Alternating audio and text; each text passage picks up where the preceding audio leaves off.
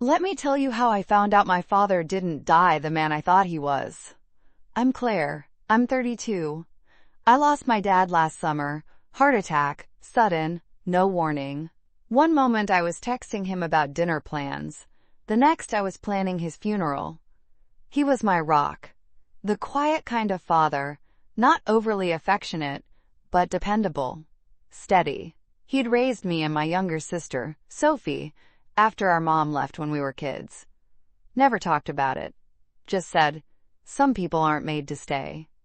He was proud of us. Or so I thought. Sophie was always the wild one. Beautiful, charismatic, chaotic. She dropped out of college, moved back in twice, dated guys who didn't work, and always seemed to have some new business idea she never finished.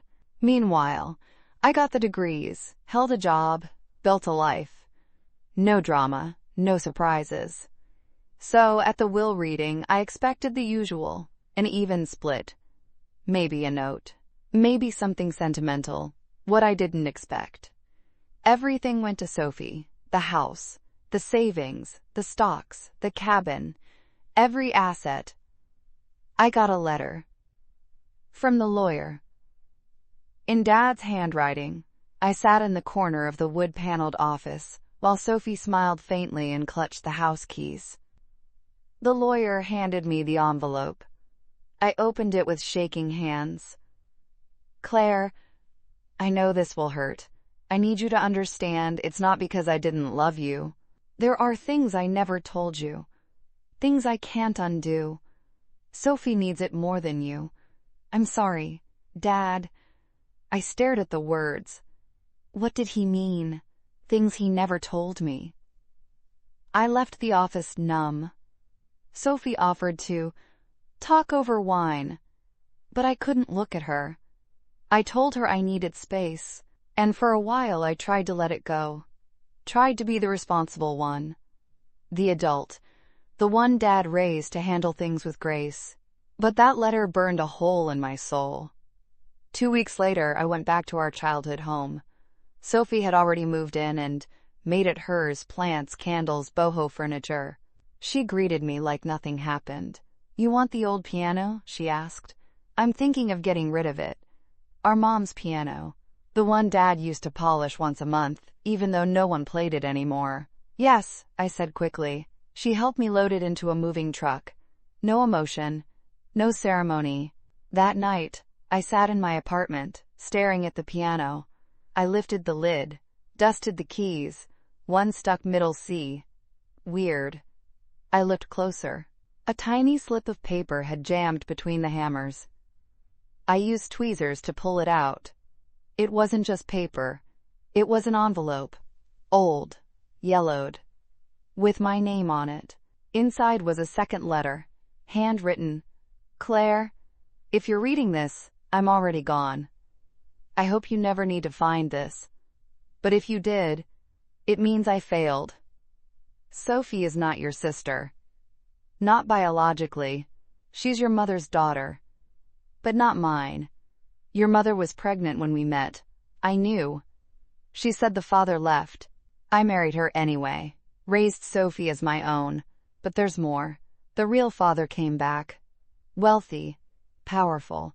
He paid us off. A large sum. Under the table. In exchange, I agreed to let Sophie inherit everything. It was the only way he'd leave us alone.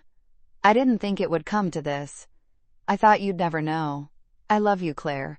More than anything, I'm sorry I let money change what I knew was wrong. Forgive me. Dad. I dropped the letter. The room spun. Sophie wasn't my sister. She was a deal. A bargain. A bribe. I confronted her the next day. She laughed. Wow. He actually wrote it down, she said. You knew? I asked. She shrugged. Not the details. But Mom told me once. Said Dad wasn't mine. Said he chose to stay. My stomach twisted. So this was all planned? The will? The money? She didn't answer. She didn't have to. The next week, I went to the lawyer. I showed him the letter. He looked uncomfortable. Said the inheritance was legally airtight. Said my father knew what he was doing. But doesn't this change things? I asked. He looked at me like a tired parent looks at a child who's asked a question with no answer. It changes the story, he said. Not the law. I walked out of that office with nothing but a folded piece of paper and a piano I couldn't play. But I had the truth, and truth, sometimes, is the only weapon left. I cut off contact with Sophie. 3 months later, she put the house on Airbnb. Turned our childhood bedrooms into rentable suites, called it The Nest. I booked a weekend, under a fake name. Stayed in her room. Opened drawers, found letters, handwritten ones from a man I didn't recognize. I searched the name. A corporate exec. Fortune 500. I looked at his face. Same nose, same eyes, same smirk. Sophie's real father. I mailed her the photo. No note. Just the picture, and I haven't heard from her since. Sometimes I sit at the piano, press middle C, let it stick. Let the silence sit there. Because some notes were never meant to be played.